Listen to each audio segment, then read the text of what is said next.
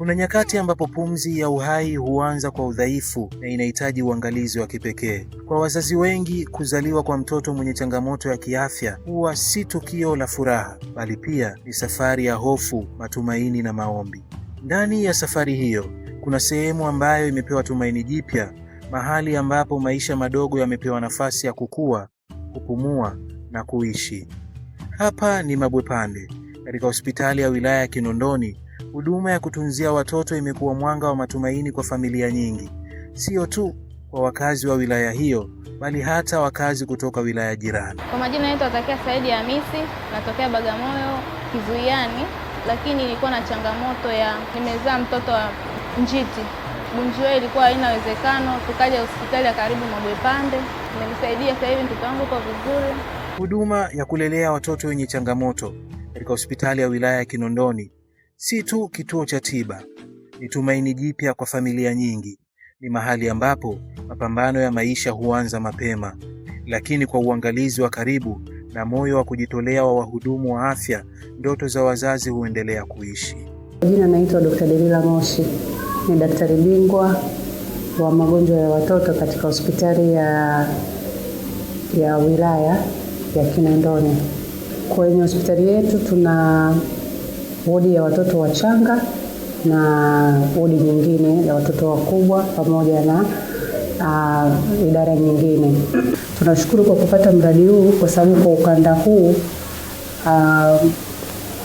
wananchi wa upande huu walikuwa hawana hospitali ambao walikuwa wanaweza kukimbilia wakipata changamoto, na wateja wote au wananchi wote walikuwa wanakwenda Mwananyamala hospitali. Kama tunavyoona kutoka hapa mpaka ufike Mwananyamala hospitali ni mbali, lakini kuna miundombinu ya barabara na nini mpaka ufike kule kwa mtoto mchanga ambaye anahitaji huduma ya haraka ni changamoto.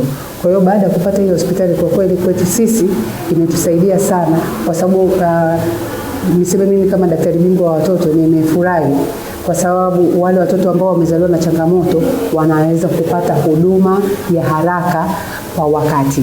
Lakini sio hizo monitors tu, lakini tuna mashine za kusaidia watoto ambao wanapata manjano. Kwa wale watoto ambao wanazaliwa wanapata manjano, badala ya kwenda Mwananyamala wanakuja hapo wanapata matibabu na wanaruhusiwa.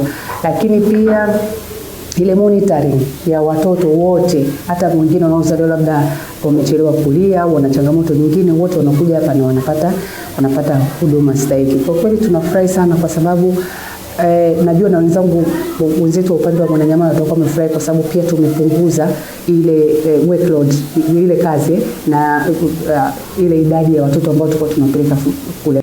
Kadri siku zinavyosonga, huduma hii inaendelea kuwa nguzo muhimu, si kwa wakazi wa Kinondoni pekee, bali pia kwa wengi wanaotoka maeneo ya jirani wakitafuta msaada. Kwa kweli mradi huu umetukomboa kama Watanzania, lakini sisi kama wahudumu wa afya tumefurahi sana kwa sababu tumeanza sisi ambao tuko kwenye vituo vya chini, tumeanza sasa kutumia ile elimu yetu ambayo tumeipata shule. Lakini tunashukuru sana sana, na wananchi wakija hapa wanafurahi sana kutokana na huduma ambayo tumeipata. Watoto wetu wanakaa huku na kwenye kile chumba, kila mashine huwa inakuwa na hita ya kuwapa joto, kwa sababu watoto wachanga au ambao wamezaliwa kabla ya muda wana changamoto moja ya kuwa na kutopata joto mwilini. Kwa zile zina hita juu ambazo ile hita inaita probe ambao unaenda unamwekea mtoto alafu inakuwa inasoma. Kwa hiyo kama temperature ikishuka utasikia ina blink kabisa, na ikipanda utasikia ina blink kabisa. Kwa hiyo pale huwa tunaiset kwamba tunataka temperature yetu isishuke kiasi hiki. Kwa hiyo ikishuka tu inatoa sauti. Kwa watoto wetu wote wako monitored kila kitu. Ni ushahidi kwamba uwekezaji katika afya ya mama na mtoto una thamani isiyopimika.